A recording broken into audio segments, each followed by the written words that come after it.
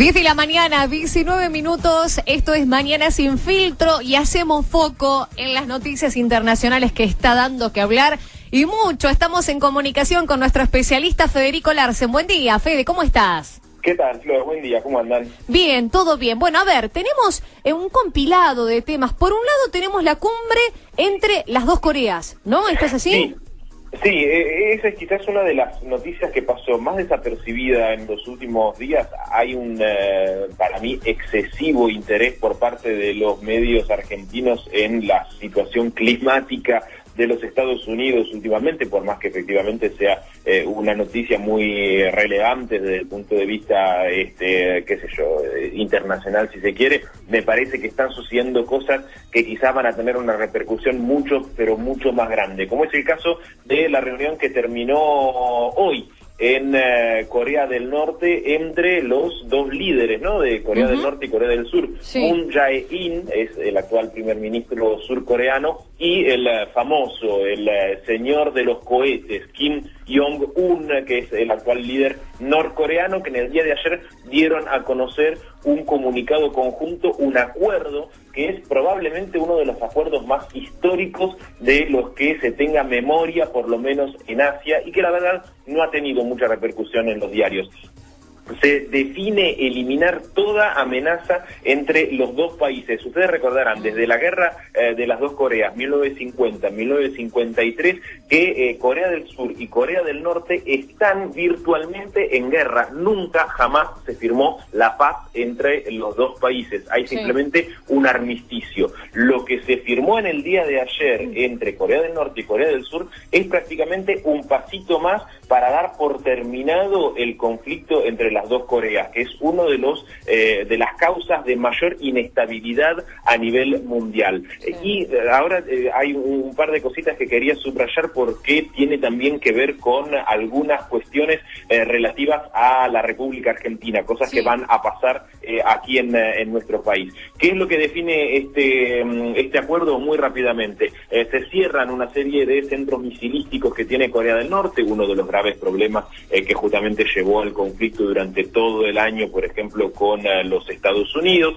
Se reabren los ferrocarriles conjuntos, se reabre el polo industrial fronterizo que tenían los dos países, y una de las propuestas que tiene que ver, que afecta a nuestro país, es la candidatura conjunta para los Juegos Olímpicos de 2032 de ambas Coreas, que sería realmente una de las decisiones por parte del Comité Olímpico, digo, en el caso de otorgarle efectivamente la organización de los Juegos Olímpicos a las dos Coreas de conjunto, sería realmente una de las decisiones de paz más importantes del mundo, de la historia. Ahora, ¿por qué afecta a nuestro país? Porque Buenos Aires es una de las posibles candidatas justamente a hospedar los Juegos Olímpicos de 2032. Ustedes saben que en este momento se están haciendo los Juegos Olímpicos de la Juventud acá en la capital de la República Argentina, que es de alguna manera una suerte de antesala de lo que podría llegar a ser una candidatura de nuestro país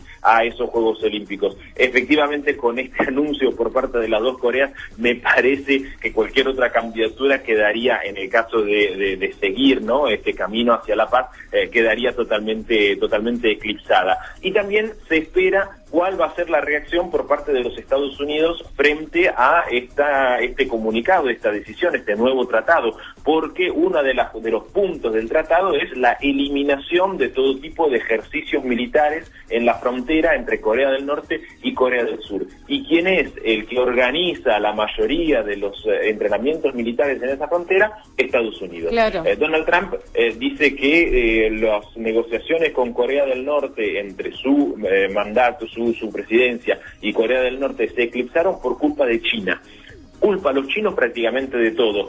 ¿Por qué? Porque Donald Trump está en el medio de una enorme guerra comercial con China, justamente por el déficit comercial que tiene histórico los Estados Unidos con la potencia asiática. Lo que dice Donald Trump es, como los chinos no pueden seguir el ritmo de la guerra comercial que nosotros hemos empezado, están dinamitando nuestras relaciones con Corea del Norte para generar mayor tensión y evitar que podamos llegar efectivamente a la paz.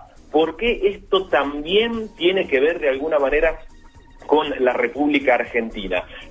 Ustedes saben que a fines de noviembre de este año se va a hacer el G20 aquí en la República Argentina. Exacto. Que es la reunión de las 19 economías más desarrolladas del mundo, más la Unión Europea. Va a ser acá en Buenos Aires, se están haciendo una serie de reuniones preliminares, y lo que se definió justamente, que va a ser uno de los temas centrales de las reuniones del G20, va a ser la reforma de la Organización Mundial del Comercio, que se va a empezar a establecer acá en Buenos Aires. ¿Por qué se va a hacer esta reforma de la Organización Mundial del Comercio? Porque se prevé que la guerra comercial entre China y Estados Unidos puede llegar a afectar el comercio de todo el mundo, y es necesario generar una nueva plataforma, nuevas reglas para el comercio internacional. Ese debate va a empezar acá en la República Argentina el próximo noviembre, y por eso los ojos del mundo van a estar puntados acá. Y de todo ese debate muy probablemente depende también que esta declaración de intenciones entre las dos Coreas llegue finalmente a buen puerto. Bueno, sin lugar a dudas me parece que es una de las noticias que se esperaba muchísimo, y también va a tener muchísima repercusión a nivel mundial, ¿no? Porque esto en algún punto, como vos decías, va trazando lazos a nivel político, a nivel económico también. Así que una decisión que tiene estas dos grandes potencias, que seguramente se esperaba mucho y no se la esperaba, es decir, sorprendió muchísimo esto. Sí, y destiende mucho las relaciones internacionales en el este asiático. Claro. El 60% del comercio mundial pasa por el mar del sur de China, que es uno de los mares que está más cercanos a justamente esa zona, donde hasta hace 6 meses Corea del Norte no paraba de lanzar misiles para demostrar su potencia, inclusive con ojivas nucleares. Es decir, una situación realmente muy pero muy tensa, y que en solamente 6-8 meses se ha logrado distender hasta el punto en que el líder de Corea del Sur puede caminar tranquilamente y estrechar las manos de los norcoreanos en la capital, en la capital norcoreana, justamente durante una de las cumbres más esperadas de la historia de la humanidad. Es decir, la verdad que llama mucho la atención. Exacto. Cómo se ha distendido, cómo se ha relajado todo esto, y creo que efectivamente esas tensiones que eran militares ya tenían un peso en lo comercial tan grande que necesitaban de un momento de distensión. Exactamente. Fede, si te parece, para ir cerrando, bueno, datos por un lado de Brasil y también algo en relación a Perú, ¿no?